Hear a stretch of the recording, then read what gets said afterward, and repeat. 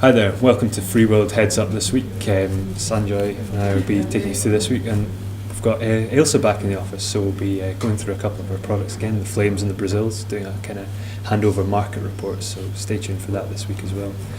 So Sanjoy, how's this week been? Well, the week started off fairly quietly. As I say, we've been having quite a lot of volatility, and for the start of the week it was actually quite stable. Then on Tuesday we had Yellen, who's the head of the Fed in America. She spoke at the Economic Club of New York, and basically she continued down this line of maybe everything isn't as good as it should be. Right.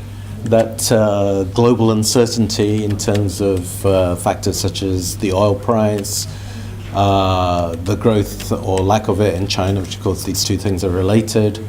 And she made basically a few dovish statements which weakened the dollar quite considerably. Okay.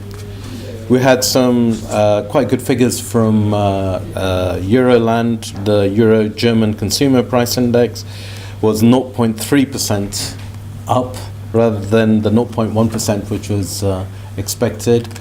These are actually very fine gradations, but the market seized upon it greedily, and the euro moved up. Okay.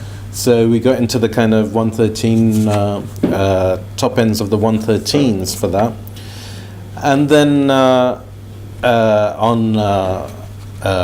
today, which is Friday, we had the non-farm payroll. Right. Okay.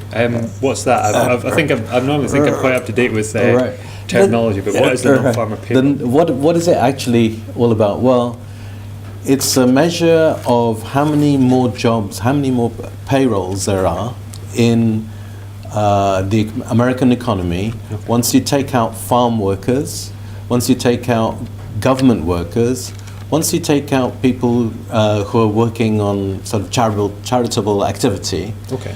And what you're left then with is basically 80% of American GDP.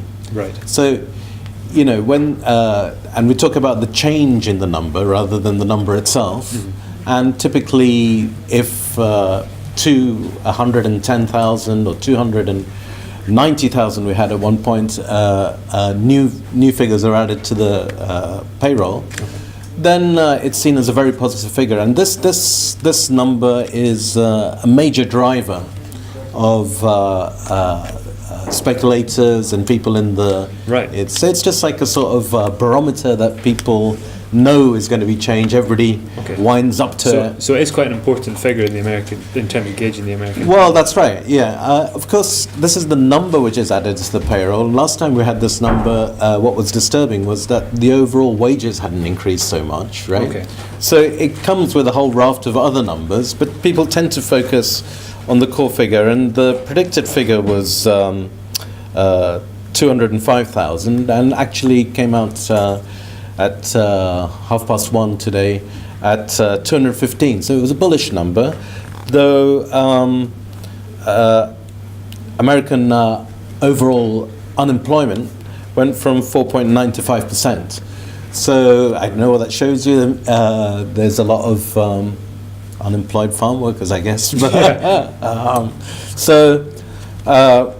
Interesting effect. So this is bullish. The euro had been creeping up, and right now it's come down to 113.45. Every hit, every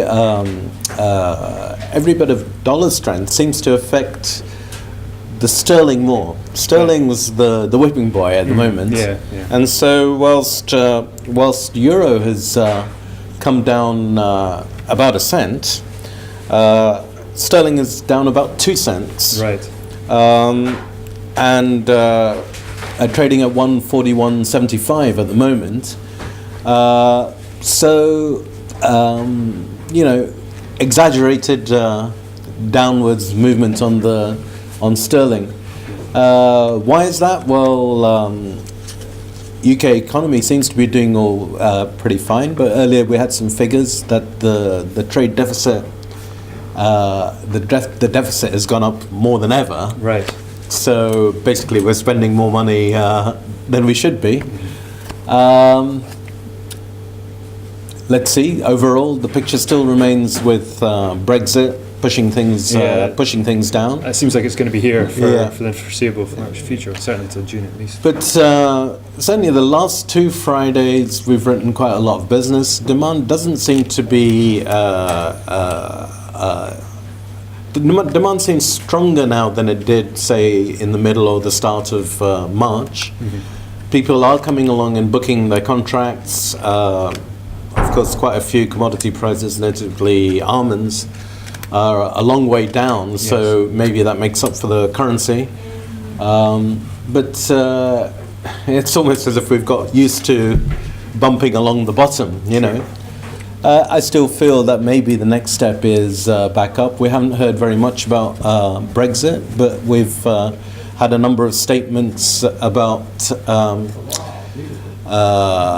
well, I guess it's the fear argument that, you know, the British economy could be in serious trouble if it left.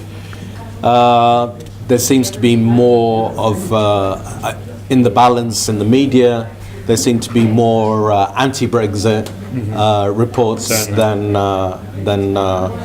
well, the other driver, of course, is immigration. Yes. But I think we're still skipping along the bottom, but that's maybe just me being optimistic.